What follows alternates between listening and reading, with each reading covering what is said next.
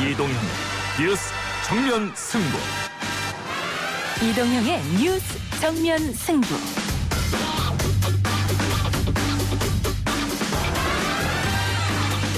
청취자 여러분 안녕하십니까, 이동형입니다. 윤석열 검찰총장의 국정감사 출석이 하루 앞으로 다가온 가운데 오늘 추미애 장관은 대검과 윤석열 총장을 향해 성찰하고 사과하라고 직격했습니다. 여당은 추 장관에게 힘을 실어줬고 야당은 비판했죠.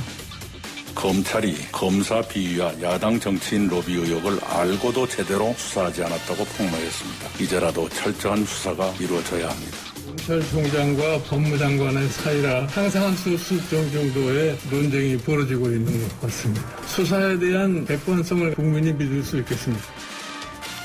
내일 있을 국정감사의 주요 쟁점, 국회 법사위 소속 박주민 더불어민주당 의원과 일부에서 이야기 나눠보고요.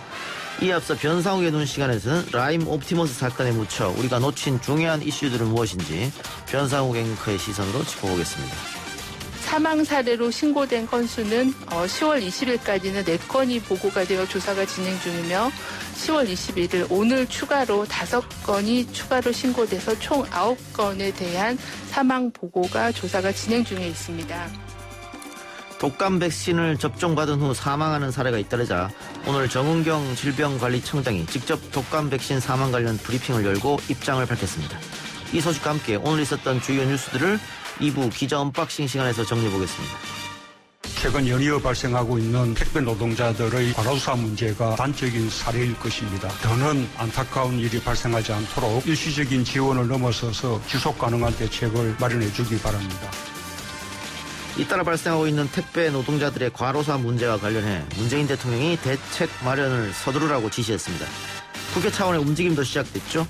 오늘 국회 환노위 소속 여야 의원들 택배 분류 작업장을 찾아 택배기사들과 만났는데 이 자리에 참석한 택배연대 노조의 박승환 강남지회장을 만나보겠습니다.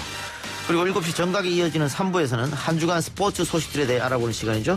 막바지로 치닫고 있는 K리그 소식과 우리 시간으로 오늘 시작된 월드시리즈 이야기까지 유쾌한 두 남자 김기혁, 최영진 아나운서와 함께 이야기 풀어봅니다.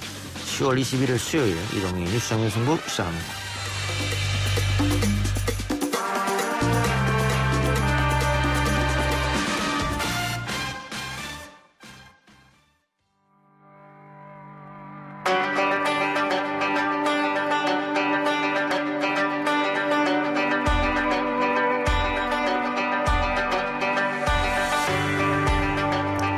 이번 주 정면승부 개편을 맞아 매주 월요일마다 진행하던 변상욱의 눈 코너가 확대 편성됐습니다. 월수금 이렇게 일주일에 3번 만나게 되는데요. 오늘도 YTN 뉴스 엔지니어 변상욱 앵커 나왔습니다. 어서 오십시오. 예, 안녕하십니까. 일주일에 한 번 하면 너무 아쉽다는. 아, 그래요? 예. 근데 뉴스 준비하랴 뛰어 올라오랴 뛰어 내려가랴 상당히 좀 벅찹니다. 예, 끝나고 또 바로 내려가서. 예, 뉴스가 있는 저녁 또 준비를 해야 되니까요. TV도 준비하셔야 되니까. 알겠습니다. 오늘 이야기할 주제가 라임 옵티머스 사건에서 우리가 놓친 것들인데요. 라임 옵티머스 사건. 모든 이슈를 지금 받아들이고 있는 것 같습니다. 사건 자체는 중앙지검과 남부지검 수사팀이 법무부와 대검 누구의 눈치도 보지 않고 소신껏 수사의 결과를 내놓길 기다려야 할 텐데 여러 가지 문제가 지금 쌓여 있고 논쟁도 시작된 것 같습니다. 이 과정에서 우리가 어떤 걸 놓쳤을까요? 예. 모든 기사에서 나오는 것들을 빼고 다루지 않는 것들을 한번 얘기해 보려고 합니다. 특히 국감장에서입니까? 예. 국감장에서 자원공기업의 부채 현황이 공개가 됐습니다. 예. 자원공기업들은 해외에서 석유나 가스, 광물 등을 캐오려고 빚을 얻어가지고 많이 투자를 했습니다. 근데 보니까 제대로 투자가 엉망이 돼가지고 제대로 못해서 석유공사가 10년 동안 이자 갚은 것, 이자 비용, 이자만 4조 3천억 원, 광물자원공사는 1조 원. 그러면 어쩌다가 쓰고 이자를 갚더라도 많이 벌었느냐. 석유공사 보니까 17조 6천억 원을 들이밀어서 번 거는 4조 5천억 원. 적자를 받네요. 네, 회수율이 25.9%밖에 안 됩니다. 투자한 돈에. 가스공사도 19조 원 넘게 집어넣었는데 번 돈은 4조 5천억 원. 여기도 회수율이 24%도 안 됩니다. 그러니까 석유공사나 가스공사나 부채는 뭐 20조, 30조에 이르고 있는 거죠. 그러니까 이런 것들이 국감에서 지적이 됐고 예. 사실은 이 국민의 돈 가지고 이렇게 한 거지 않습니까? 그렇죠. 예. 속된 말로 자기 돈들이었으면 이렇게 투자했겠냐 어이없게. 그렇습니다. 그래서 적자를 본 건데 결국은 그 이명박 정권 때 자원 외교 때문에 지금 이렇게 된 거죠. 네. 해외에서 자원을 많이 확보해야 되는 건 좋은 일입니다. 예. 당연히 해야 될 일인데 이명박 정부가 이걸 역점 사업으로 하고 이명박 대통령의 형님이 계십니다. 예. 왕형님께서 여기 해외 자원 특사가 되시면서 예. 이렇게 되니까 공기업들이 잘 보이려고 실적 경쟁에 나섭니다. 실제로는 대박이 터질 만한 걸 잘 골라가지고 사들여야 되는데 그런 건 이미 선진국들이 싹 쓸어갔으니까 예. 별로 나올 게 없는데도 그냥 일단 실적을 올리려고 사들이는 거죠. 예. 그러다 보니까 부실 투자된 게 많은 겁니다. 또 이명박 정부는 나중에 공기업이 부실 투자해가지고 부채가 늘어난다라고 비난을 받으니까 어떤 편법을 썼냐면 예. 공기업은 가만히 있고 국민연금 같은 연기금들이 대신 살아. 예. 이렇게 되면 공기업 부채 늘어나는 건 일단 막을 수가 있는 거죠. 예. 이렇게 편법도 썼습니다. 이게 이제 흔히 말하는 폰지 사기죠. 돌려막기 사기가 예. 되는 겁니다. 이런 식으로 하면. 그 구체적으로 한국석유공사 사례도 좀 살펴볼 테고 예. 광물자원공사도 살펴볼 텐데 이 한국 광물자원공사가 이 자원외교 한다고 엄청난 손실이 났지 않습니까? 예. 그럼에도 불구하고 정부 경영평가에서 우수 등급을 받아가지고 직원들은 성과급을 챙겼단 말이에요. 국민 세금으로 손실을 봤는데 예. 성과급을 챙긴 이런 일이 벌어졌어요. 올해 임직원 성과급이 얼마인가 국정감사 자료를 보니까 30억 원을 가져갔습니다. 예. 실제 부채 비율이 광물자원공사가 얼마인가 살펴보면요. 계산이 안 됩니다. 왜냐하면 자기 자본이 있고 부채가 있어서 두 개를 비율을 맞춰야 되는 거 아닙니까? 예. 얼마분의 얼마인가? 예. 자기 자본이 다 사라졌기 때문에 예. 부채 비율을 낼 수가 없습니다. 조차 없다. 예. 한국석유공사가 부채 비율이 얼마냐 하면은 3,400%입니다. 예. 2019년입니다. 한국가스공사는 부채 비율이 370%입니다. 근데 이게 2019년 말 기준이죠. 아까 막 들어오면서 급히 찾아봤는데 한국석유공사는 벌써 7,000%에 이르러 가지고 여기도 예. 자기 자본 잠식으로 계산이 안 되는 걸로 들어가야 되는데 정확한 수치가 안 나와서 지금 발표를 못 하고 있는 겁니다. 뭐 어디 해외에 강산을 샀다, 뭐를 샀다, 뭐 이런 것인데 예. 알고 보니까는 그 광산이 뭐 아무것도 안 나오는 거죠. 아무것도 없는 거잖아요. 예, 예. 그걸 제대로 조사해보지도 않고 이랬다는 겁니까? 그러니까 이게 잘 파악해서 잘 사야 되는데 거기서 제일 중요한 문제가 이제 본격적인 얘기를 들어가자면 우리나라가 제일 부족한 게 이런 겁니다. 돈을 모을 줄 아는 사람하고 돈을 굴릴 줄 아는 사람이 없습니다. 예. 그러니까 전 세계 글로벌한 자금들을 긁어 모아서 예. 글로벌한 투자를 할 줄 아는 사람이 부족한 거죠. 예. 그래서 IMF 이후에 노무현 대통령 시절에 일단 사모펀드라는 걸 시작을 해본 겁니다. 예. 왜냐하면 IMF로 망가진 우리나라의 이런저런 기업들을 해외 사모펀드가 막 주워 삼키거든요. 예. 우리 돈을 모아서 우리가 이걸 좀 지켜야겠다라는 생각. 그다음에 우리도 좀 남의 나라에 가서 제대로 한번 돈을 가지고 우리 돈으로 사보자. 또는 빌려 쓰더라도 좀 우리 돈을 빌려 써서 이자가 몇 조 원씩 나가더라도 우리나라에서 맴돌게 하자. 이런 여러 가지 목적을 가지고 사모펀드를 했고 그 사모펀드를 박근혜 대통령 때 확 규제 완화를 하면서 예. 키워준 겁니다. 그랬는데 그 이후에 누구나 사모펀드를 할 수 있게 되니까 엉터리 사모펀드, 국민들의 호주머니에서 돈을 쥐어 짜내서 도망가는 사기성 사모펀드들이 이제 번지게 된 뭐 거죠. 라임, 옵티머스 이런 것도 그렇죠. 다 그런 다 거죠. 거기에서 이제 예. 비롯되는 겁니다. 근데 문제는 국회가 이것들을 정리하고 법과 제도를 정비시켜 놔야 되고 검찰은 빨리 수사를 해야 되고 그다음에 금융위원회나 금융감독원은 잘못된 제도에 대해서 다시 감독하고 정비를 해야 되는데 지금 하나도 정리되는 게 없는 상태에서 이제 라임 옵티머스 갖고 정치적 공방만 하고 계속 있다. 왔다 갔다 하는 거죠. 예. 그러니까 공기업도 투자를 했고 민간기업도 투자를 했는데 민간기업은 오히려 돈을 벌었는데 그렇죠. 공기업은 이렇게 많은 손해를 봤다. 민간 기업의 수익률과 공기업의 수익률을 보면 딱 2배 차이가 납니다. 예. 그러니까 민간 기업은 2배 더 잘 버는 거죠.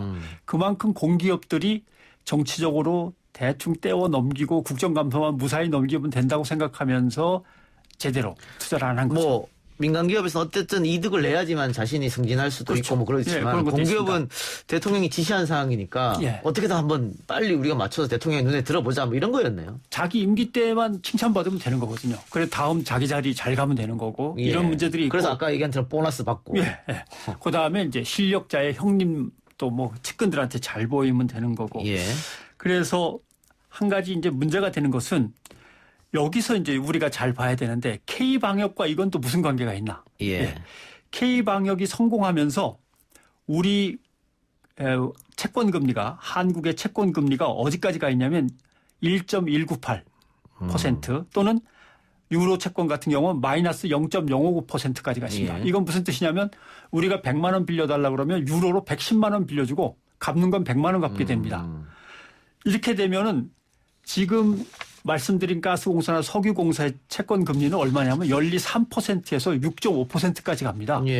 이것들이 K방역을 성공함으로써 정부가 1.198 정도로 내려왔으니까 거의 0% 가까이 내려왔으니까 금리도 같이 내려오는 겁니다. 석유공사나 가스공사. 가스공사 같은 경우 갑자기 이렇게 우리 채권이 신용도가 높아지면서 올해 이자만 110억 원을 아낀다는 거 아닙니까? 이런 식으로 해서 몇백억, 몇천억을 아낄 수 있는 겁니다. 이자가 그만큼 불어났었는데 K방역의 성공에 의해서 이자가 줄어들었다. 근데 이런 건 전혀 언론에 안 나오니까. 언론에는 뭐 이제 보도는 안 되고 있습니다만은. 근데 문제는 그 공기업 방만 경영 또 에너지 자원에 대한 투자 이것만 탓할 건 아니고 과연 우리 언론은 비판적으로 기사를 썼느냐. 지금 살펴보면요. 2008년도, 2009년도 기사를 보면 중앙일보 에너지 자원 확보 MBC 경제외교 동중국해 유전 개발 뛰어들다 뭐 조선일보 초대형 원전 개발권 따냈다 중앙일보 페루 캐나다 업체 M&A 성공 글로벌 석유기업 발돋움 이게 한국 석유공사가 했다는 건데 결국 다 실패했단 말이죠. 따냈다 시작했다라는 기사는 요란하게 나왔는데 거기서 얼마 벌어왔는가는 지금 보니까 다 빈 껍데기만 나오고 있는 거죠. 그러면은 이게 공기업에서 보도자료를 내고 그것만 받아 쓴 게 아니냐. 그렇죠. 공기업에서 손해봤다는 건 보도자료로 안 나오는 거죠.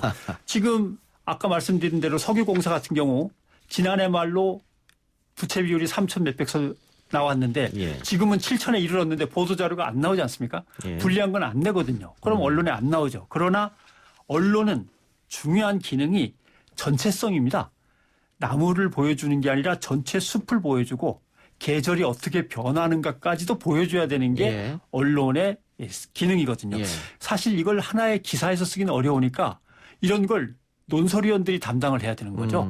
사설로 이야기하면서 더 깊게 더 넓게 미래를 멀리 내다볼 수 있도록 그런 건 이제 신문의 사설이 해야 되는데 신문 사설들 뭐 읽어보면 글쎄요 뭐 읽어보시면 알겠습니다만은 뭐 오늘도 제목을 제가 쭉 보니까 법무장관이 왜 나서냐 정상 국가가 맞냐 이게 대한민국 정부가 맞냐 판문점 견학을 왜 다니냐 검찰 네가 왜 거기서 나와 제목이 그렇습니다. 그다음에 소통 쇼하는 건가 뭐 이런 것들 그러니까 아주 작은 것들을 가지고 뭔가 대한민국의 패러다임이 변화하는 걸 막고 기득권을 수호하는 쪽으로만 사설이 강한 어조로 또는 너무 심한 어조로 비난만 일삼는데 그것보다는 사실은 사설답게 더 넓은 시야를 국민들한테 보여주는 게 맞죠. 권력을 견제하고 그런데 지금 보면은 뭐 정쟁을 좀 부추기는 듯한 사설만 나온다 이런 말씀 같은데요. 하나만 더 짚어보면요. 아까 우리 공기업의 방만 경영 또 손해본 얘기를 했는데 이게 공기업의 많은 지분을 또 국민연금공단이 갖고 있지 않습니까? 그렇죠. 그럼 국민연금공단도 덩달아 손해볼 거 아니에요. 지금 국민연금공단에서 투자했던 액수들이 있습니다. 그 액수가 얼마 되는지가 정확하게 나오질 않습니다. 석유공사의 가스공사의 국민연금공단이 7% 정도 갖고 있거든요. 근데 벌써 가스공사 올해 2분기 영업이익이 마이너스 970억, 당기 순이익은 마이너스 5천억이에요. 그러면 국민연금이 뭐가 남아나겠습니까? 결국 이렇게 되면은 우리가 연금으로 받아야 될 것들이 이미 다 땅바닥으로 사라지고 없는 거죠. 그다음에 나올 기사는 국민연금 정부를 뭐 해가지고 빈깡통만 남았냐. 이런 기사가 좀 있으면 나올 겁니다. 그다음에 뭐 여러 가지 생각할 수 있지만 국민연금이 직접 이명박 정부한테 떠밀려갖고 어쩔 수 없이 광구나 유전을 사들인 것도 있을 텐데 여기도 빈 껍데기가 된 게 있을 겁니다. 이렇게 되면은 국민들의 손실은 막강한 거죠.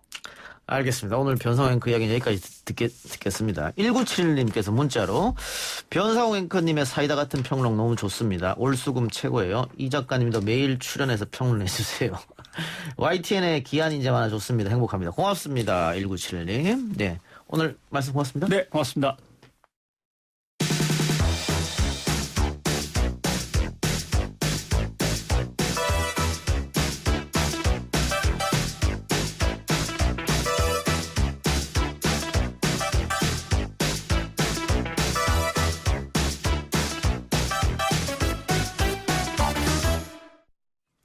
내일 열리는 대검찰청 국감에 대해 벌써부터 관심이 뜨겁습니다. 국감을 하루 앞두고 추미애 장관은 검찰총장에 대한 지휘권을 발동했다고 맹목적 비난을 하기 전에 국민을 기망한 대검을 먼저 저격해야 한다면서 SNS를 통해서 입장을 내놨습니다. 윤석열 총장을 향해서도 중상모략이라고 화내기 전에 성찰하고 사과했어야 한다라고 질타했는데요. 추 장관의 SNS 메시지에 특별한 입장을 내놓지 않은 윤석열 총장, 내일 국감장에서 어떤 말을 쏟아낼지 관심입니다. 대검 국감을 준비 중인 국회 법사위 소속 더불어민주당 박주민 의원과 얘기 나눠보겠습니다. 의원님 나와 계십니까? 네, 안녕하십니까. 예, 대검찰청 국감을 하루 앞두고 있고 윤석열 총장이 출석을 하고 있기 때문에 많은 관심을 쏟고 있습니다. 추미애 장관이 라임 수사 관련해서 대검과 윤 총장을 강도 높게 비판했는데요. 어떤 의미로 읽으셨습니까? 우선 아마도 선택적 수사가 이루어졌던 부분들, 예. 그런 부분에 대해서 좀 비판한 게 아닐까라고 저는 좀 해석을 해봤는데요. 예. 무슨 얘기냐면 여당 정치인에 대해서는 사실 정식 개통에 따라서 보고가 이루어졌고 또 그 과정에서 수많은 언론 보도가 있었습니다. 반면에 야당 정치인에 대해서는 사실 대검 쪽에서는 지금까지 이제 알려진 바에 따르면 관련된 반부패 부의 사람들도 모르는 상태에서 사실상 윤석열 총장만 알고 있었다는 그런 것으로 좀 추측이 되고 있거든요. 예. 그리고 그 과정에서 전혀 뭐 보도라든지 이런 것도 이루어지지 않았고요. 예. 그러니까 이제 정확하게 좀 대비가 되지 않습니까? 예. 여당 정치인 쪽하고 야당 정치인. 예. 이게 일종의 어떻게 보면은 국민 기망이다. 뭐 이렇게 좀 평가하신 게 아닐까라고 추측을 하고 있습니다. 예. 선택적 수사, 선택적 정의가 아니냐 이런 얘기 같은데 네. 추미애 장관 SNS 글을 보면 법무부하고 대검찰청이 함께 지금까지 문제가 있었던 것들에 대해 제도 개선하고 인권 중심 수사 TF를 만들어서 노력을 하기로 해놓고는 뒤에서는 이렇게 선택적 수사한 거 아니냐. 그러면 성찰하고 사과해야 되는 거 아니냐. 뭐 이런 얘기 같습니다. 네, 뭐 아무래도 그렇게 보여지죠. 예. 그런데 지금 야당과 보수 언론 중심으로 해서는 이게 네. 추미애 장관이 사기꾼의 편지 한 통으로 검찰총장에 대한 지휘권을 발동하는 게 과연 옳은 일이냐, 뭐 법무 독재다, 뭐 이런 얘기까지 하고 있거든요. 뭐 아시다시피 지난주 금토일 3일간 법무부 쪽에서 재빠르게 지금 감찰을 강도 높게 했다는 것 아닙니까? 예. 그래서 그 감찰 결과에서 뭔가 더 추가적인 것이 나왔지 않았겠느냐. 예. 그런 것까지 포함해서 이번에 수사 지휘를 한 것 아니겠느냐. 단순히 그 김봉현 씨라는 분의 편지만을 가지고 수사 지휘한 것은 아니지 않겠느냐 이렇게 생각하고 있습니다. 예. 그런데 수사 지휘권을 총 5건을 발동을 했는데 이렇게 하면서 검찰총장이 수사를 그 최종 라인에서 배제시켰는데 이게 법리적으로는 문제가 없나요? 언론에서는 뭐 그 여러 변호사들 또 혹은 전직 검사들 입을 빌려서 이거 문제 있다 이렇게 쓰고 있던데요. 일단은 이제 배제된 사건 중에 4건은 아시다시피 윤석열 총장의 가족 관련된 수사입니다. 예. 사실 그러면 이제 이해관계인이 될 수도 있고 또 그러면 이해 충돌이 일어날 수 있기 때문에 이럴 경우에 보통 수사선상에서 빠지는 것이 원칙입니다. 예. 그래서 그런 원칙을 다시 확인하는 차원의 지휘였고 사실 이 부분에 대해서 대검의 반응이라고 해서 이제 언론에 보도되는 걸 봐도 이미 이제 뭐 윤석열 총장은 가족 관련된 사건 수사에서는 뭐 개입하거나 뭐 한 바가 없다. 그래서 뭐 이런 부분은 뭐 전혀 문제 없다는 식으로 지금 반응이 나오고 있지 않습니까? 예.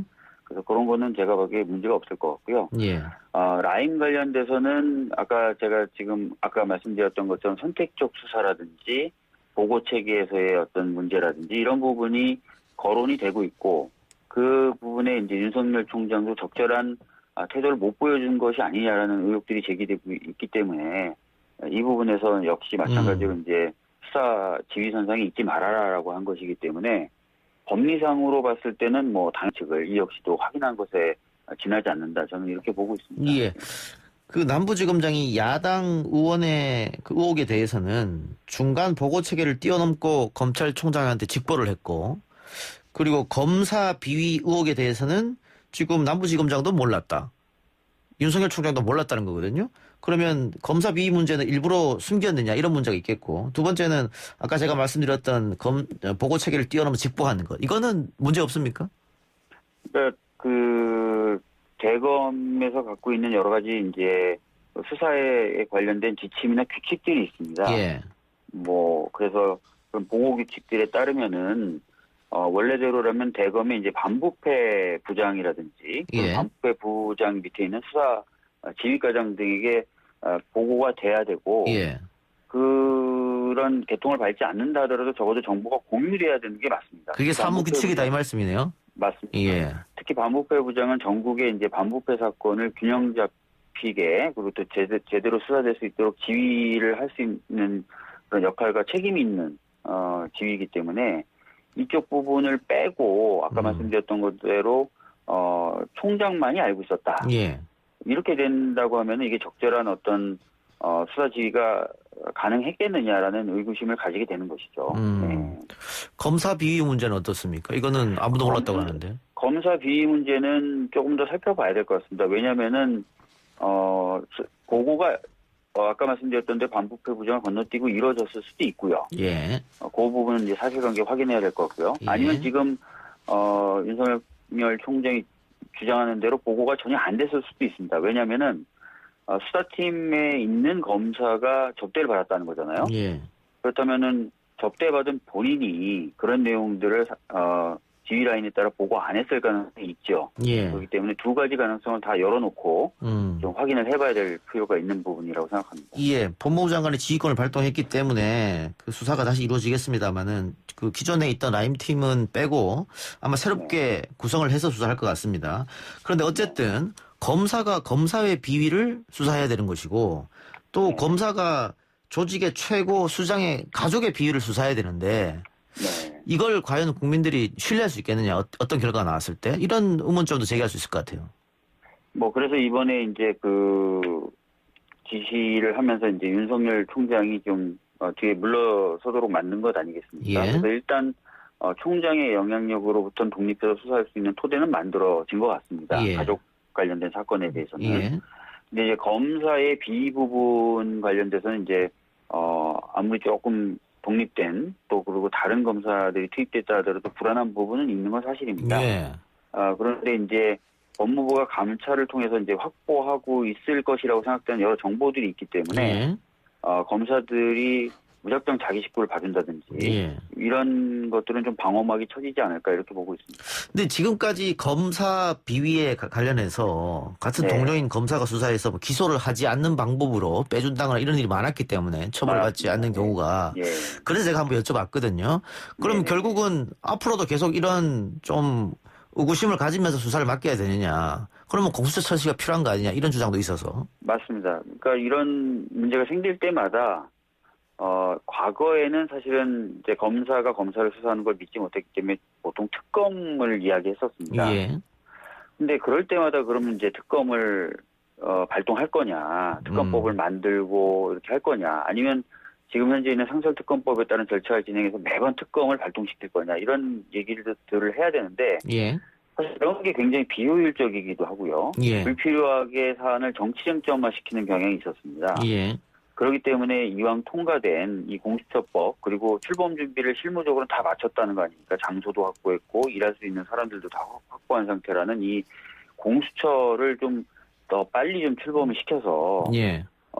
지금 사안도 그렇고 앞으로도 만약에 이런 사안이 반복됐을 때는 이렇게 독립된 기구에서 수사할 수 있도록 만드는 게 좀 맞지 않느냐 이런 예. 생각을 하게 되는 거죠. 예. 지금 주호영 원내대표는 공수처와 특검을 연계하자 이렇게 얘기했는데 김태년 원내대표가 그럴 필요 없다 잘랐거든요. 그러면 네. 어떻게 되는 겁니까? 마지노선을 26일 날까지 이야기했었는데 27일부터는 공수처법 심사가 들어갑니까 그러면? 지금 오늘 법사위에서 기자회견도 했습니다. 법사위 저희 여당 소속 의원들이 예. 26일까지 후보로 추천해라. 그렇지 않으면 27일부터는 지금 상정돼 있는 공수처법 개정안들을 논의하겠다. 이렇게 선언을 했고요. 실질적으로 그렇게 프로세스를 저희들은 작동시키려고 하고 있습니다. 야당이 주장하는 특검을 여당이 받을 수 없는 이유는 어디에 있습니까? 우선 특검이라고 하는 거는요. 그 특검에 관련된 법을 만들고 그 법을 통과시키고 그다음에 그 특검에 따른 특검 선정 과정을 거쳐야 되고요. 그다음에 그 특검이 일을 할 수 있는 기반을 갖추기 위해서 통상 3개월 가장 짧을 때요. 그다음에 길면은 4, 5개월 이상의 시간이 걸립니다. 예. 그렇기 때문에 실질적으로 지금 벌어지고 있는 일들 이런 것들을 시급히 처리하는 데는 매우 부적절한 수단이 될 수밖에 없고요. 특히 지금 김봉현 씨 같은 경우 구속되어 있는 상황이기 때문에 구속 기간이나 이런 것도 상정을 하면서 수사가 진행돼야 됩니다. 그래서 아까 말씀드렸던 대로 3, 4개월을 더 기다려야만 일을 할 수 있는 특검에게 이 일을 맡기자는 거는 보기에는 상당히 좀 불합리한 수단을 쓰자 이런 주장이죠. 예, 알겠습니다. 자, 내일 윤석열 총장이 국감장에 직접 나오게 되는데 민주당은 어떤 부분에 중점을 두고 질의를 준비하고 계십니까? 아무래도 최근에 이제 불거지고 있는 라임이나 옵티머스 관련된 현안질이 있을 것 같고요. 그다음에 법무부 장관의 수사 지휘에도 언급됐었던 가족관계 사건들이 지지부진했던 부분들 이런 것들을 지적할 것 같습니다. 그리고 검찰개혁 관련돼서 이제 총장이 약속했던 사안들이 많은데 그런 부분들이 제대로 이행되고 있는지 이런 것들도 점검하는 질문을 하게 될 것 같습니다. 예, 국감이 끝으로 가는데 마지막까지 좀 애써주시기 바랍니다. 네, 열심히 하겠습니다. 고맙습니다. 네. 지금까지 더불어민주당 박주민 의원이었습니다.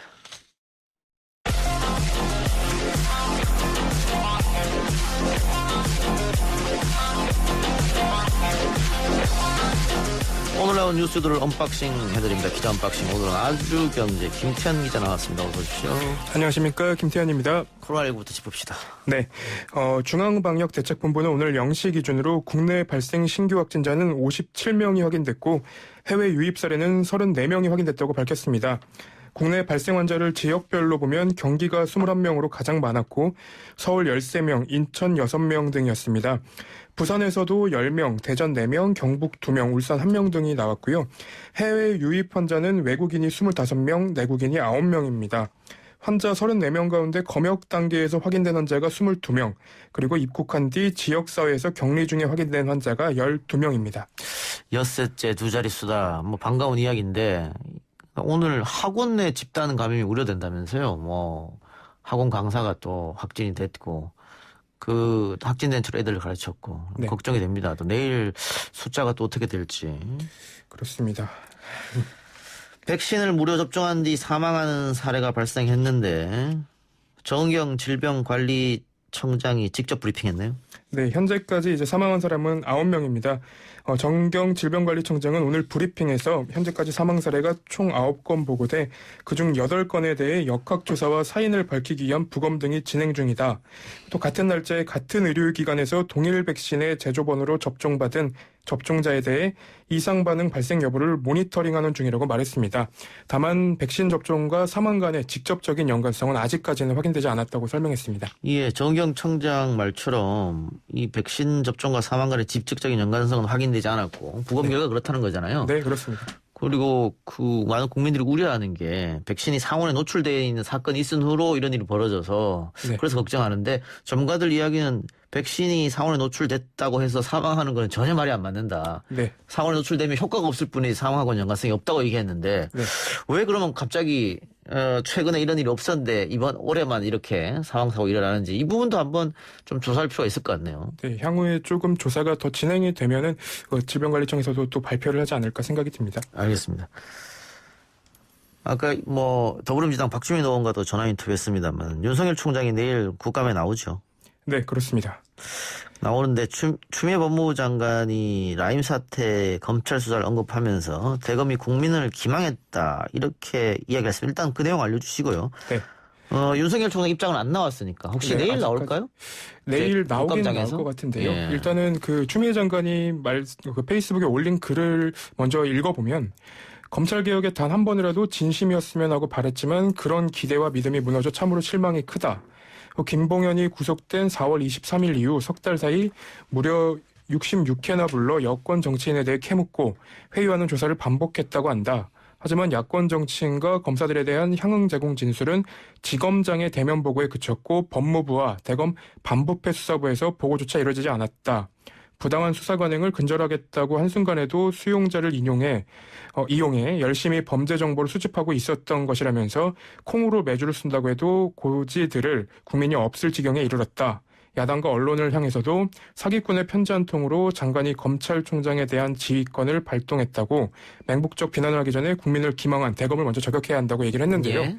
일단은 아직까지는 윤석열 총장이나 대검의 입장 발표는 없습니다. 그런데 내일 대검에서도 입장 발표를 하기가 조금 애매한 상황인 게 윤석열 총장이 입장을 발표해버리면 지금 진행되고 있는 수사에 직접적으로 이제 그 가이드라인을 만들어주는 거라. 예.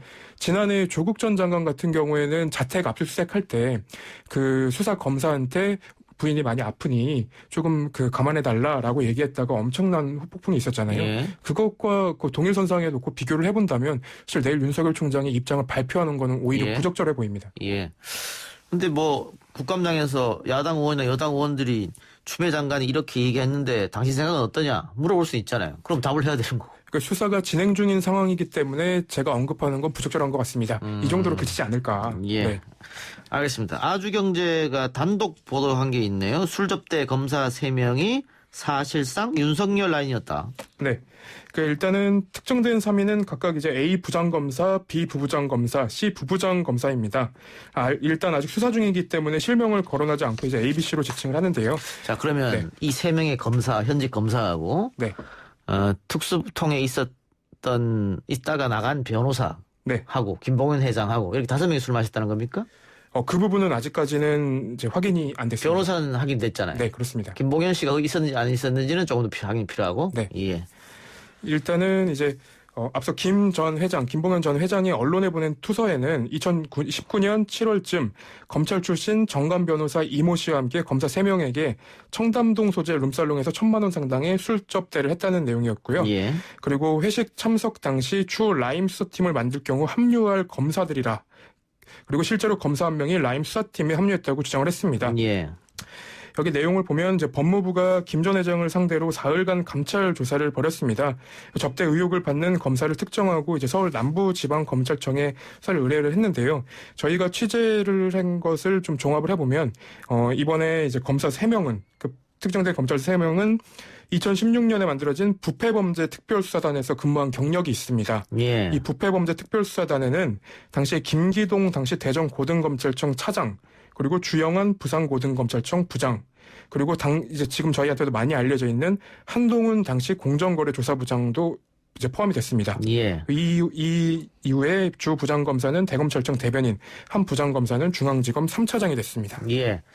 소위 말하는 특수부 라인, 윤석열 라인 이렇게 불리던 사람들인데 네. 여기 소속돼 있던 3명의 검사가 이제 김 전 회장으로부터 접대를 받았다. 1,000만 원 상당의 뭐 네, 그런 거잖아요. 네, 그리고 이모 변호사라고 지칭된 그 변호사도 이 당시 팀에 있었고. 이 팀에 있었습니다. 그죠? 예. 알겠습니다. 이게 이제 어느 정도는 법무부에서 확인을 했다고 하니까 네. 이분에 대해서는 수사가 그렇게 어렵진 않아 보입니다, 사실은. 네, 그렇습니다. 접대를 받았느냐 안 받았느냐는 것은 글쎄요. 뭐 지금 만일 사실이라고 밝혀지면 뇌물죄는 안 되더라고 하더라도 청탁, 부정청탁 금지법은 확실해 보이고요. 게다가 그 라임 수사와 관련된 사람들이 술을 먹었다는 것 자체가 굉장히 부적절하기 때문에 예. 이 부분은 뭐 게이트로 비화할 가능성도 있어 보입니다. 예. 오늘 검사 내부 통신망에 글이 하나 올라왔는데 추미애 장관을 저격하는 글이라고요? 네. 궁예라는 말까지 써가면서 이제 얘기를 했는데요. 예. 대검 감찰 2과장을 지낸 정의도 청주지검 부장검사는 오늘 검찰 내부망에 총장님을 응원합니다라는 글에서 진정한 검찰개혁을 위해 현역 정치인이 법무부 장관에 임명되는 일이 없어야겠다는 개인적인 바람을 갖게 됐다라고 얘기를 했는데요. 이 정의도 검사도 방금 얘기한 그 부패범죄 특별수사단의 팀원으로 있었던 사람 아닙니까? 예, 맞습니다. 그래요. 알겠습니다. 네. 뭐 청취자분들이 판단하겠죠. 네. 민주당이 공수처 출범을 단판 지으라고 다시 강조했네요. 네, 오늘 김태년 원내대표는 당 최고위원회의에서 민주당은 공수처의 원만한 출범을 위해 석 달 넘게 인내하고 양보하며 야당을 존중해왔다고 얘기를 했습니다. 그러면서 이제 국민의힘은 공수처장 후보자 추천위원 추천 요청에 번번이 조건을 달았고 말을 바꿨다. 그리고 이제는 공수처를 특검과 연계하는 이해하기 힘든 조건을 나왔다고 얘기를 했습니다. 그래서 민주당의 인내와 선의를 조건 걸기로 화답하는 국민의힘의 도돌이표 정쟁의 유감이라면서 이 부분은 이제 좀 빨리 진행을 해달라고 얘기를 했습니다. 예. 오늘 김태년 원내대표나 민주당의 스탠스를 보면은 27일 날 아마 시작하지 않을까 그런 생각도 들고요. 좀 더 지켜보면 알겠고. 유상범 국민의힘 의원이 청와대 하명 수사 조국 전 장관 관련한 재판이 편향됐다 이렇게 주장했네요. 네, 이게 이제 어제 국정감사에서 나온 얘기인데요. 이 부분을 보면은 뭐 조국 일가 입시 비리 사건, 울산시장 선거 개입 사건, 뭐 조국 전 장관이 유재수 전 경제부시장을 감찰 무마한 사건이 모두 형사 21부에 배당이 돼 있는데 이 재판장이 우리법연구회라는 이제 주장을 한 겁니다. 이 의원이. 근데 이제 저희가 이 부분은 굉장히 그 재판에 매번 참여를 하면서 취재를 하고 있는데 사실과는 조금 거리가 먼 얘기입니다. 그러니까 이게 우리법연구회라는 것과 재판이 미뤄지는 것이 좀 관계가 없다는 얘기인데요.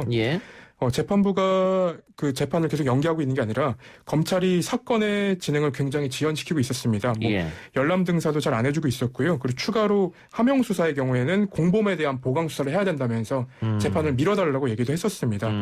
그래서 뭐 이 부분에 대해서는 굉장히 색깔론으로 혹은 어떤 우리법 연구회라는 프레임으로 말씀을 하시려고 했던 것 같은데 그 부분은 조금 부적절해 보여서 제가 오늘 갖고 나온 겁니다.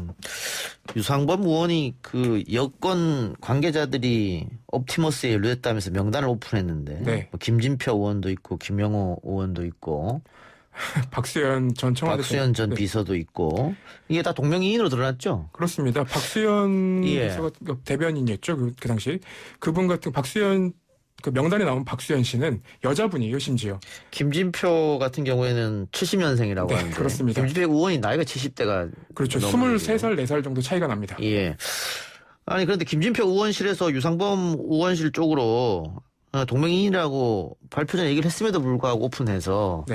이거는 일단은 민주당에서 사과를 요구하고 있습니다만은 사과는 아직 안 했죠. 그렇죠. 그리고 애초에 자료를 요청할 때 금감원이나 이런 곳에서 받았던 것 같은데 그 당시에 자료를 받을 때 나이 성별이 분명히 있었을 거란 말입니다. 근데 그 부분을 가린 채 이제 명단을 보도되게 만들었다는 건 사실상 어떤 의도가 있는 거 아니냐는 지적도 나옵니다.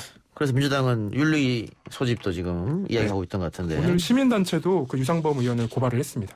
알겠습니다. 오늘 이야기는 여기까지 됐죠. 지금까지 아주경제 김태현 기자였습니다. 네, 감사합니다.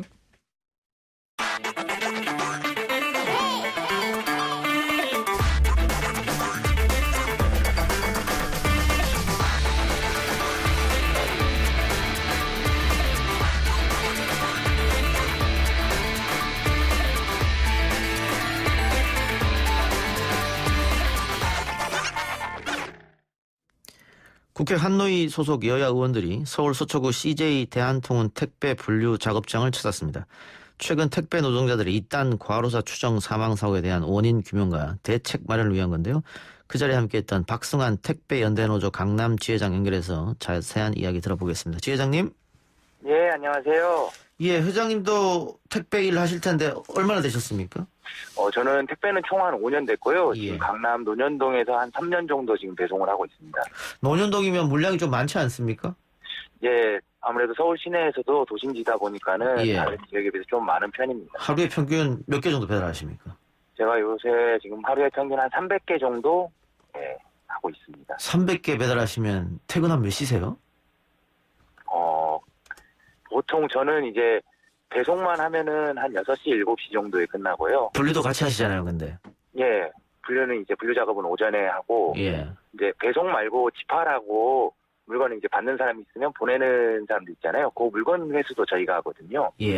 그거까지 하면은 이제 8시, 9시 이렇게 되죠. 그 혹시 만약에 저녁에 무슨 중요한 일이 있어서 오늘 배달할 걸 못하면 어떻게 됩니까? 다른 분들이 해주십니까? 아니면 본인이 다다음 날이나 꼭 해야 됩니까? 다른 사람한테 부탁하는 건 거의 사실상 불가능하고요. 다른 사람들도 뭐 본인들 물량을 하기에도 지금 힘든 현황이라서 대부분 다는 이제 저녁에 무슨 일이 있어도 그 일을 포기하는 경우가 다반사고요. 안 되면은 이제 배송을 못하고 다음날로 미루는데요. 이 회사에서 당일 배송률을 체크를 해요. 그래서 이제 그런 CS 점수라고 하는데 그런 점수가 깎이게 돼요. 예. 뭐 저희가 지금 전화를 연결한 것도 올해 들어서 너무 많은 택배 노동자들이 과로로 사망했고 또 최근에는 스스로 목숨을 끊은 분까지 계셔서 이게 너무 과로가 심하다. 일거리 너무 많다. 그래서 지금 국회 한노위 소속 여야 의원들이 이게 CJ 대한통운 택배 분류 작업장까지 찾은 거 아니겠습니까? 예. 오늘 어떤 얘기가 나왔습니까? 오늘은 어쨌든 실제 돌아가실 정도까지의 과로사의 원인이 무엇인가 해서 장시간 되는 분류 문제들이나 아니면 실제 얼마 전에 이제 밝혀졌던 산재보험에 대한 대필 문제, 그리고 일정의 정관을 그리고 노동자가 인정하지 않는 문제, 이런 등등의 여러 가지 사안이 나왔습니다. 예. 회장님, 저 수화기를 조금 가까이 대주실래요? 여보세요? 예, 좀 통화감이 굉장히 멀게 느껴지는데 갑자기. 여보세요? 저 끊고 제가 다시 한번 여보세요? 여보세요? 예. 지금 기준 괜찮습니다. 예. 예, 네. 산재보험 문제도 얘기가 나왔겠네요. 예, 나왔습니다. 예, 산재보험 의무화 얘기가 나왔습니까? 예, 산재보험에 대해서 현재 산재보험 자체가 대리점과 기사만이 계약을 하고 산재보험을 신청하게 돼 있어서 원청인 회사가 빠져 있거든요. 예. 그래서 원청의 책임성을 강화시키고 원청이 어떻게든 기사들이 산재보험에 가입할 수 있게 해달라는 국회 요청이 있었고 CJ 대한통운에서 그것을 검토하겠다라고 하는 식의 답변이 있었습니다. 산재보험 적용 제외 신청서라고 있었지 않습니까? 기사분들이 직접 써서 난 빼달라 이런 거. 이게 뭐 대필 의혹도 있고 있었는데 이 문제도 오늘 얘기가 됐을 텐데요. 대필 문제에 대해서는 구체적으로 얘기 나온 거는 없었고요. 예. 예, 어쨌든 보험을 어떻게 하면은 보험 가입률을 높일 것이냐, 전체 기사들이 할 수 있게 이런 발전적인 방향의 얘기들만 좀 나왔습니다. 근데 오늘 그 박근희 CJ 대한통운 대표가 내일 택배기사 사망에 대해서 공식 사과를 하고 대책 발표하겠다 이렇게 얘기했는데 지금까지 사과 한마디 계속 없다가 오늘 국회의원들이 찾아가니까 또 이런 결정을 한 거 아니냐 그런 생각도 드는데 사과에 대한 진정성을 어떻게 느끼십니까? 저는 솔직히 오늘 그 모임 자리에서도 저희 터미널 모임 자리에서도 의원들이 그런 문제들 얘기를 했었어요. 실제 11명의 택배기사가 돌아가셨고 그중에 절반인 5명이 CJ 대한통운인데 이거에 대해서 통감하시냐라는 이게 거의 첫 번째 질문이었었고 제가 본 모습은 박근희 대표님은 정말 건성으로 대답하는 모습이었거든요. 예, 동감합니다. 다였습니다. 그러면 내일 어쨌든 사과하고 대책 발표한다는데 그 대책 발표에 어떤 게 들어갔으면 하는 생각이세요? 저희는 어쨌든 장시간 노동이 가장 크게 원인이 되고 있고 그 가장 큰 부분이 분류작업 문제거든요. 그래서 이 문제들을 어떻게 하면 회사들이 정말 실질적인 조치들이 나올지 그냥 거칠의식으로 아니면 보여주기식으로만 하는 문제가 아니라 해결하겠다가 아니라 실제 현장에서의 어려움들을 알고 그에 맞게 좀 조치를 하는 방향으로 나와야 되지 않을까 싶습니다. 지금 택배 회사들이 코로나19 여파로 비대면 사회 이런 것들 때문에 상당한 수익을 올리고 있다고 하는데 그러면 지금 노동자들이 요구하는 것은 분류 작업만 하는 다른 인원들 좀 확충해달라 이런 요구입니까? 예, 맞습니다. 우리는 배달만 하겠다. 지금 분류 작업하는데 굉장히 시간이 오래 걸린다고 하셨는데 이게 또 문제는 노동시간에 포함이 안 되죠? 예, 맞습니다. 그래서 이제 그런 문제가 있고 이게 분류 작업이 오래되다 보니까 배달은 당연히 더 늦어지는 것이고 그 코로나19 이후로 얼마나 배달량이 늘었습니까? 동네마다 자기 배송 구역마다 좀 차등은 있는데 보통 적게는 20% 정도 늘고 많은 사람들은 100% 가까이 있는 사람들도 있어요. 아파트 지역이나 이런 데들은 보통 주변에 원래 큰 대형 마트들이 있어서 그쪽으로 쇼핑을 하시던 분들이 코로나가 터지고 직접 나가서 외출 자체를 자제하기 때문에 모든 물품들을 택배를 시키면서 실제 아파트 많이 했던 제 동료 기사는 15동을 하다가 지금 7동만 하고 있거든요. 그래도 물량을 감당을 못할 정도예요. 그 노사 구조는 어떻습니까? 지금 CJ 대한통운 소속이십니까? 저는 CJ 대한통운이 저희 대리점과 계약을 맺은 상황이고 제가 그 대리점과 계약을 맺은 상황이에요. 그럼 CJ와 노동자 중간에 대리점이 껴있군요. 예, 맞습니다. 이거 직고용으로 바꾸는 문제도 아마 노동자들은 원할 것 같은데요. 어떠세요? 그렇죠. 사실상 원래 대한통운 시절에 예전에는 대한통운과 기사들이 직접 계약을 했었거든요. 예. 근데 CJ와 대한통운이 통합되면서 이 대리점 체계를 만든 거예요. 예. 예. 대리점 체계가 현재 보면은 택배 산업에서 필요하다라는 거가 거의 전무하거든요. 사실상 CJ 대한통운이 직접 계약을 해서 자기들의 책임성을 낮추기 위해서 대리점을 중간에 껴넣은 게 하나가 있고 또 하나로는 관리 체계로서 놓는 경우거든요. 예. 이번에 그 극단적 선택하신 분도 대리점의 갑질로 인해서 그랬다는 얘기를 제가 들었는데 맞습니까? 예, 저도 지금 언론상으로만 봤는데 그렇게 봤습니다. 실질적으로 그런 갑질들이 좀 있습니까? 주변 노동자들 이야기를 들어보면? 택배 현장에서 회사들의 갑질은 상상 이상이에요. 산재보험 적용 제외만 대피를 하는 것만 보더라도 실제 이게 공문서까지도 위조가 돼도 그냥 허용이 될 정도로 갑질이 많은 현장이거든요. 더더욱이 저희가 개인 사업자다 보니까 노동법이나 고용노동부로부터 보호를 못 받기 때문에 더더욱이 이런 것들이 심해요. 예, 알겠습니다. 지금 뭐 댓글로는 우리 기사님들 응원하는 댓글이 굉장히 많이 올라오고 있습니다. 다행스럽게도. 자, 일단 국회의원들하고 대담도 했고 내일 CJ 쪽에서 사과도 하고 대책 발표도 한다고 하니까 마지막으로 기대사항 있으면 한마디 해주시죠. 정말 거대하고 커다란 발표나 이런 거보다는 저는 가장 크게는 회사가 현장에서 일하는 기자들의 의견들을 많이 들어줬으면 좋겠어요. 오늘 뭐 회사에서 하는 브리핑이나 뭐 간담회도 봤지만 현장에서 일하는 사람들의 요구들이 어마무시하게 큰 것도 아니고 CJ 대한통운에 무리스러울 정도로 요구하는 것도 아니거든요. 예. 저희가 지금 현재 터미널에서 요구하는 것도 오분류 문제 해결은 분류인력 투입 2명만 하면 되는 문제거든요. 근데 그거를 안 해서 150명이 오분류 작업을 하면서 고생을 하고 있어요. 알겠습니다. 회장님 오늘 말씀 고맙습니다. 예, 감사합니다. 지금까지 박승환 택배연대노조 강남시장이었습니다. 글쎄 안 들려 들을 뉴스 없어 아무 뉴스도 귀에 들어오지 않아 듣고 또 들어도 들을 뉴스 없어 만든 게 2%야 이동영의 뉴스 정면 승부.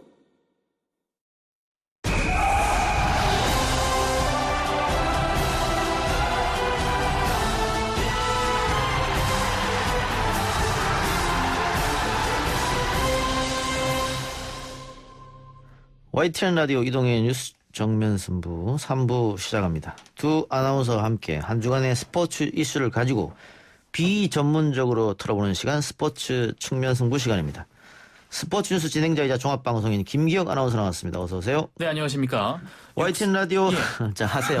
예, 할게요. 준비한 거 하세요. 예, 준비했습니다. 예, 요거 꼭 하고 요것만 하고 가도 돼요. 예, 준비한 거 하세요. 예. 네, 육상엔 허들, 강아지는 푸들, YTN엔 아들 아나운서 김기혁입니다. 예. 반갑습니다. 어서 오시고요.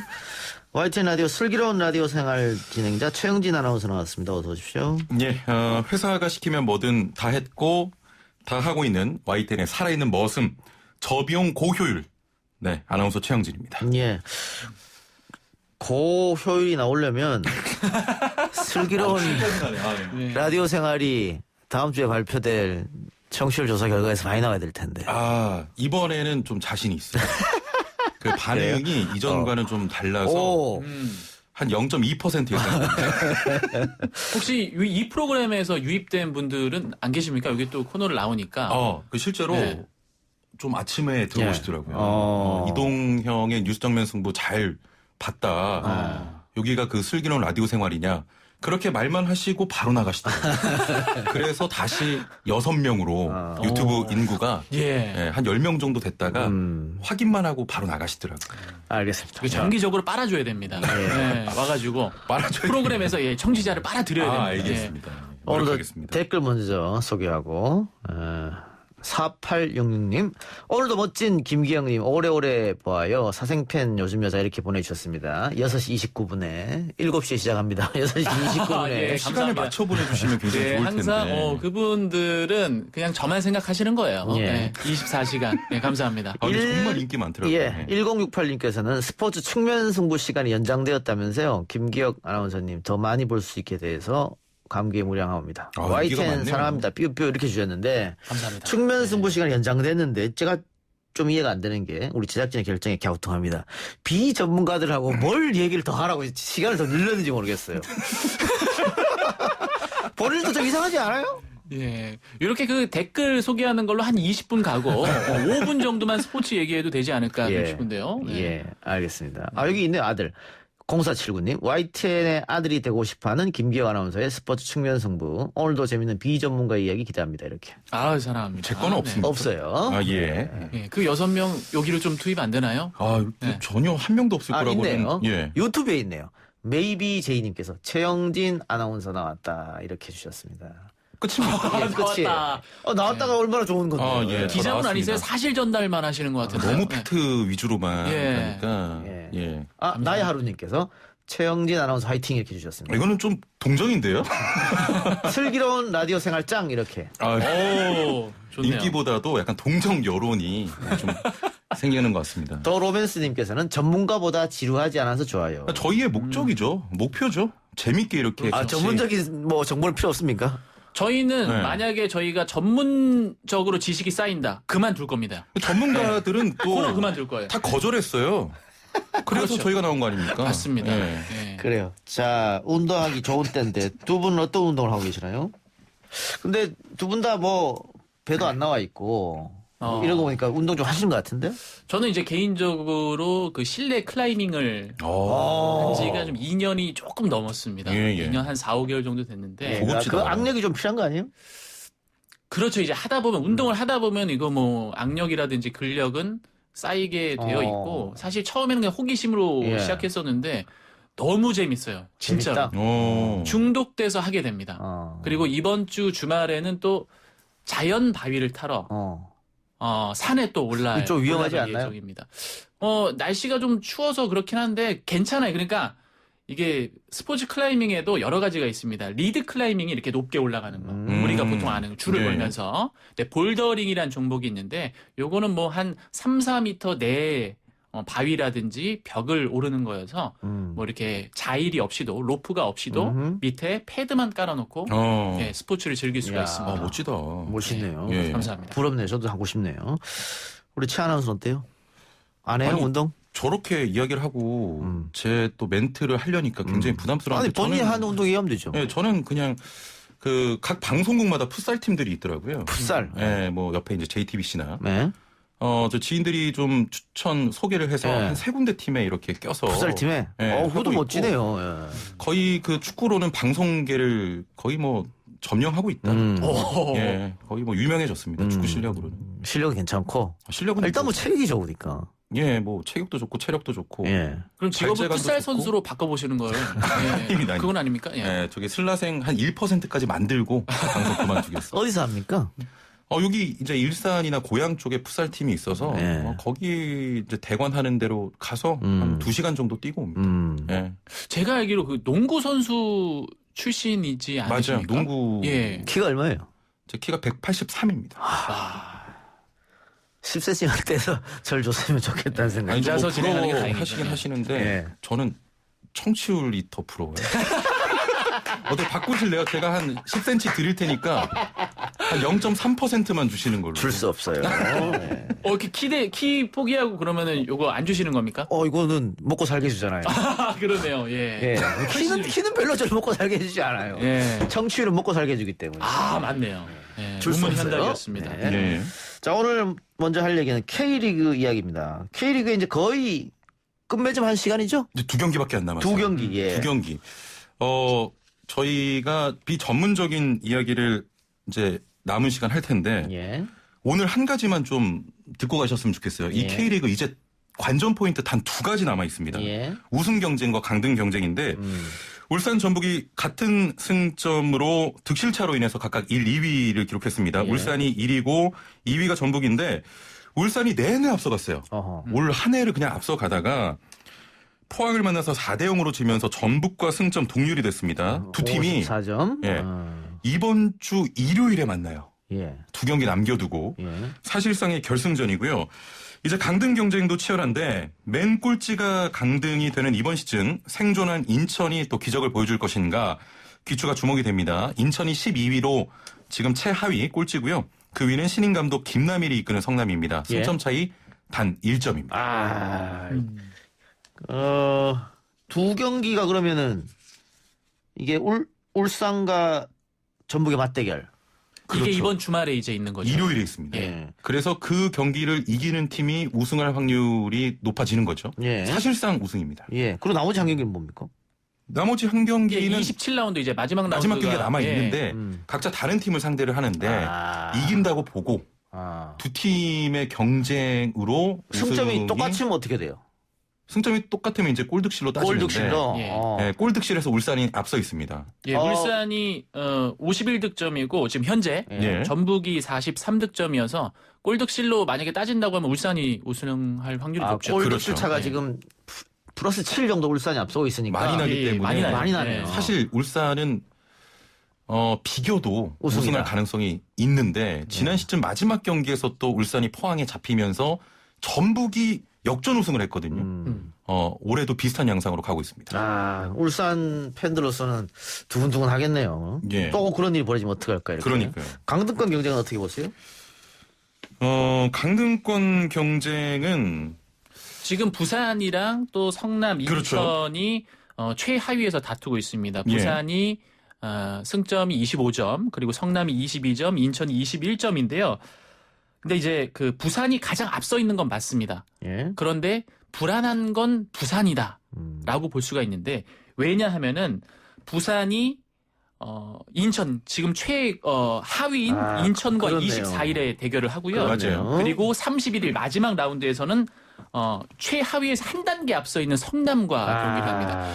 인천과 성남은 이를 악물고 부산을 잡기 위해 뛰어들 겁니다. 모든 전력을 다 하고 정신력을 다 쏟아부을 거예요. 그렇기 때문에 이 두 경기가 부산으로서는 굉장히 부담스러울 거다. 그리고 정말 인천 같은 경우에는 생존 왕이지 않습니까? 그렇죠. 정말 소위 우리가 이렇게 표현하자. 좀비처럼 다시 살아 돌아온다. 예, 이런 모습을 자주 보여줬기 때문에 오히려 이제 인천보다도 부담스러운 건 부산이다. 라는 좀 이야기를 드리고 싶습니다. 예. 동의하십니까? 예? 동의하세요? 아니요, 동의할 수 없고. 네. 우승 예상 준비를 많이 했는데 강등 예상하셔서 일단은 강등은 저는 제가 봤을 때는 성남이라고 보고요. 왜요? 부산이 지금 좀 부담스럽다고 했는데 사실 부산은 유리해요. 인천 만나서 무승부만 해도 잔류합니다. 그렇기 때문에 일단 부산은 잔류할 것이다 이렇게 보고 성남 같은 경우는 지금 3경기 연속 패했어요.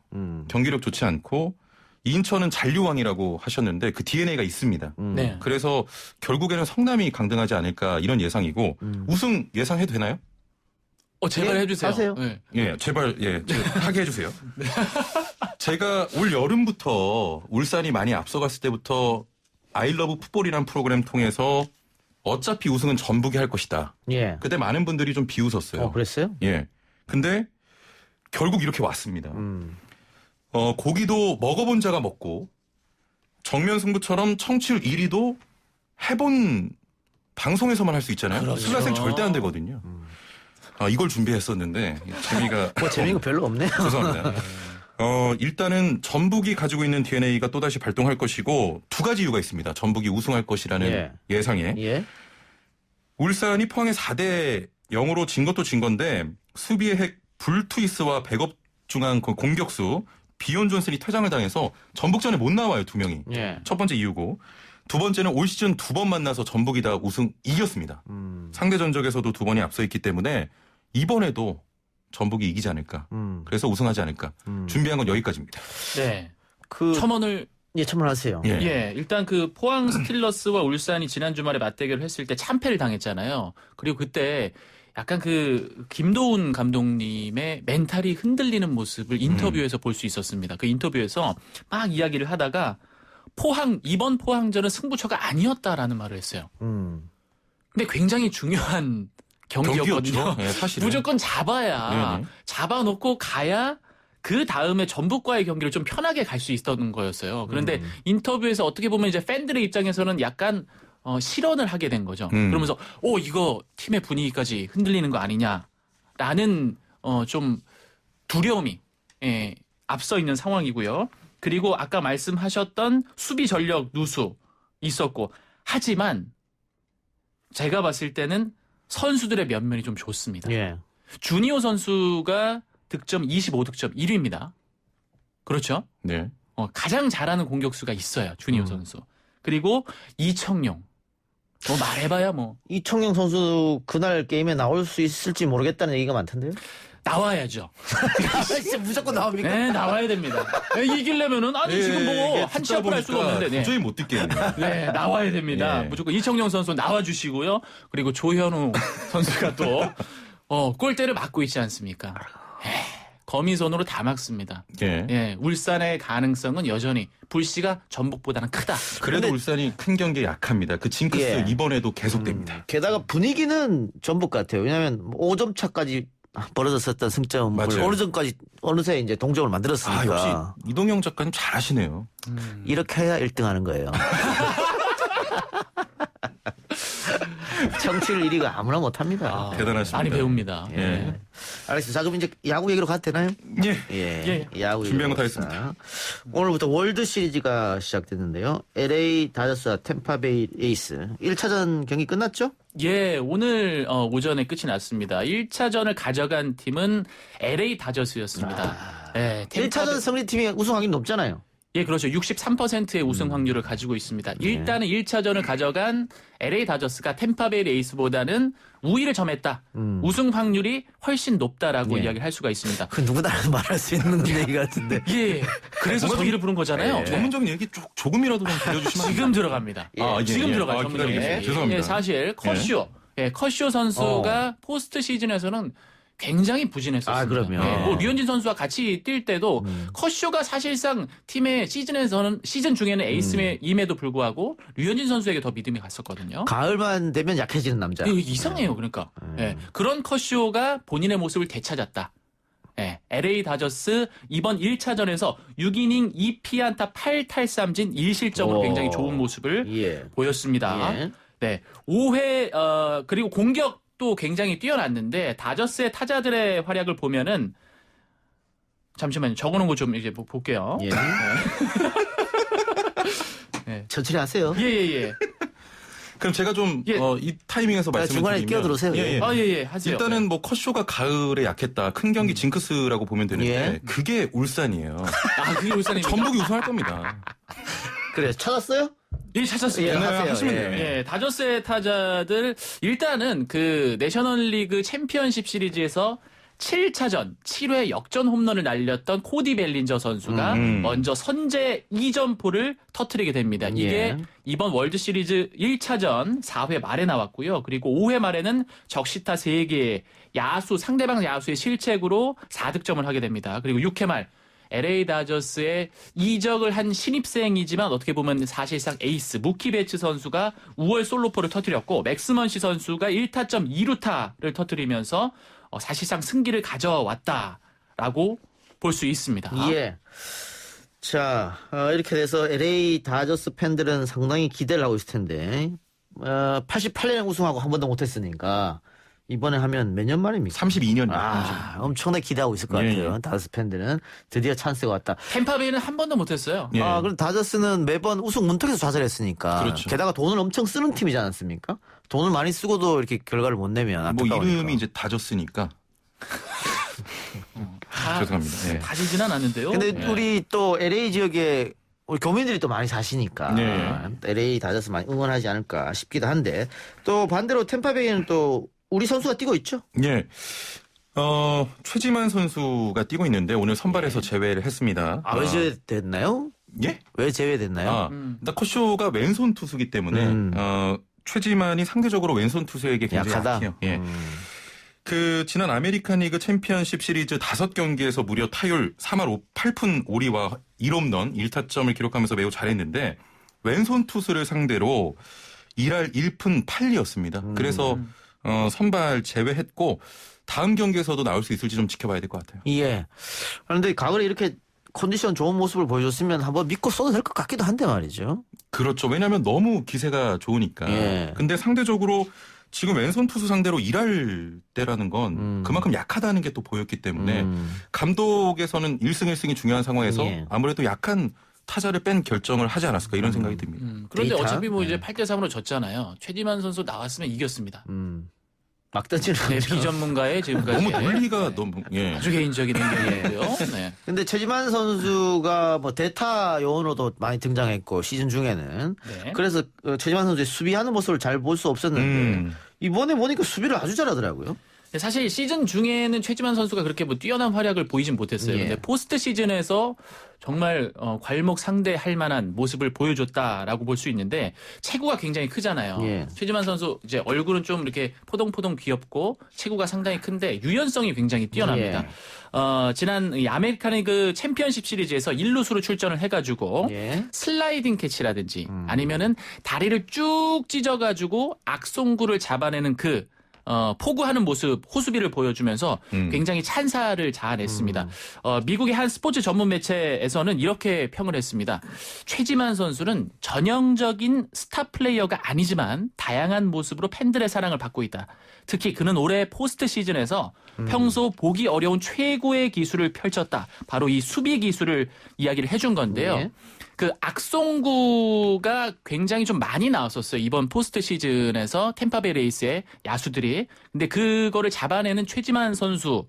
그러니까 그 플레이를 스쿱 플레이라고 하는데 이 플레이 포인트 가장 높은 1위를 달리고 있습니다. 최지만 선수가 악송구를 잡아내는 능력이 가장 뛰어나다. 이렇게 볼 수가 있겠습니다. 예. 이대호 선수도 그렇고 덩치가 큰 선수들이 또 의외로 부드러운 선수들이 많더라고요. 예, 유연해요. 운동을 해서 그런가? 아니면 이제 다리가 두꺼우니까 마른 사람들보다 훨씬 빨리 땅에 닿지 않을까요?